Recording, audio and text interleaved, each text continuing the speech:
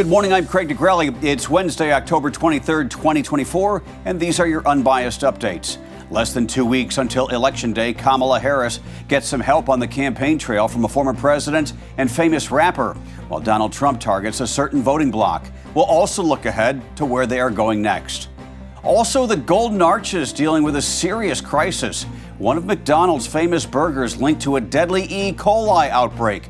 What the culprit might be, and the action McDonald's is now taking.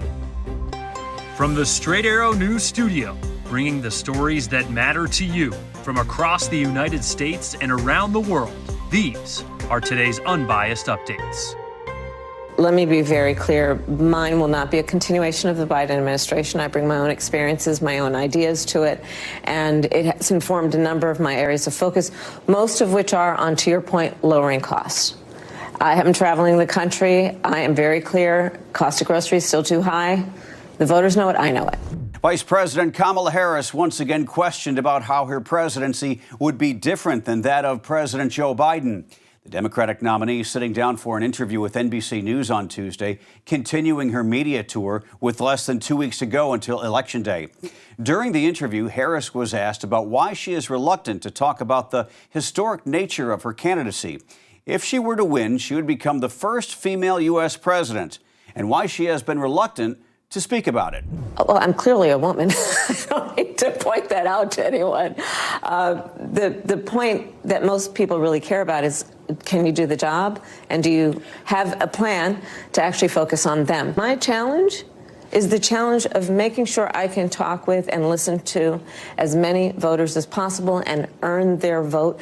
And I will never assume that anyone in our country should elect a leader based on their gender or their race. Instead, that leader needs to earn the vote based on substance and what they will do to address challenges and to inspire people to know that their aspirations and their ambitions can and will be achieved through the opportunity to do that. In Detroit, a rally was held in support of the vice president, featuring rapper Eminem and former President Barack Obama. I also think that people shouldn't be afraid to express their opinions. And I don't think anyone wants an America where people are worried about retribution or what people will do if you make your opinion known.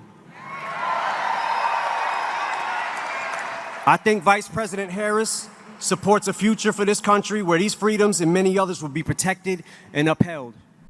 Meantime, Republican nominee, former President Donald Trump, held a campaign event at his golf club in Doral, Florida, with Latino supporters, where he expressed how he feels America is viewed under the current administration. Because we're not going to play games, because we're going to lose our country. Our country's failing. We don't know what we're doing. We're laughed at all over the world. President Xi thinks we're stupid. Putin thinks we're stupid. That would have never happened. Putin, if I were president, Putin would have never, ever gone into Ukraine. Then the former president returned to North Carolina, holding a rally where he criticized the vice president for not having any campaign events so close to Election Day. But you know what she did? She took a day off. How do you take a day off? 14 days, you don't take days off, right? I've gone 52 days now. I got 14 more. We don't take days off. We got to win this thing. If we don't win it, our country's in big trouble. Coming up on the campaign trail, Vice President Harris returns to Pennsylvania today and will hold a rally on Thursday in Atlanta alongside Bruce Springsteen. Former President Donald Trump heads back to Georgia today and will record an interview on Friday on Joe Rogan's podcast. The Georgia Supreme Court says it will not step in to reinstate Republican-backed new election rules ahead of Election Day. 7 of the rules put in place by the state election board after the 2020 election were declared, quote, illegal, unconstitutional, and void by a lower-level judge last week.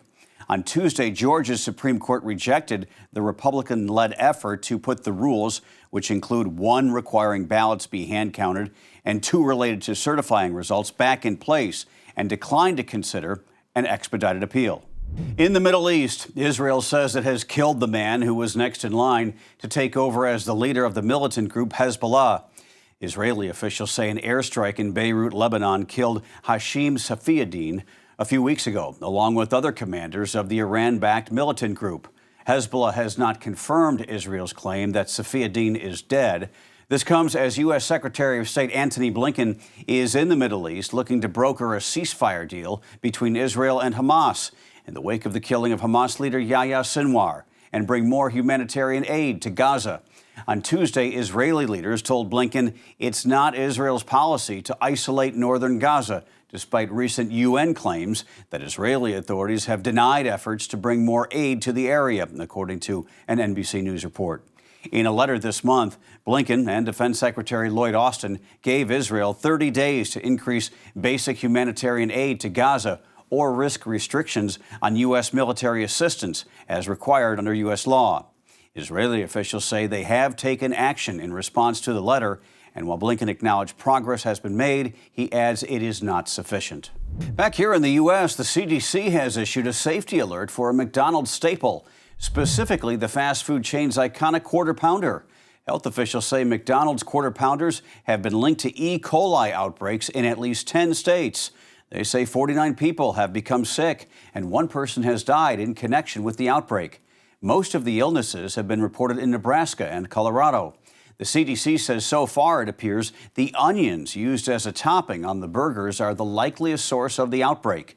McDonald's has now stopped using the onions and is not serving the Quarter Pounder in affected states.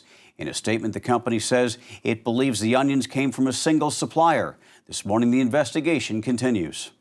It seems Denny's has not been such a grand slam for Americans lately. The diner chain, perhaps best known for its Grand Slam breakfast, is closing 150 of its restaurants. Executives say 50 of the lowest performing diners will close by the end of this year, with 100 more slated to shutter next year. Denny's, which has been in business for more than 70 years, says the focus is on closing locations that are too old to remodel, as well as some in unprofitable areas, but it has not yet specified which locations are shutting down. Finally this morning, we might soon be riding around in flying vehicles called electric air taxis after the FAA released its, quote, final piece of the puzzle. The FAA issued its new rules on Tuesday regarding the plane's 880 pages of special regulations, including training protocols for pilots and operational requirements for the half airplane and half helicopter air taxis.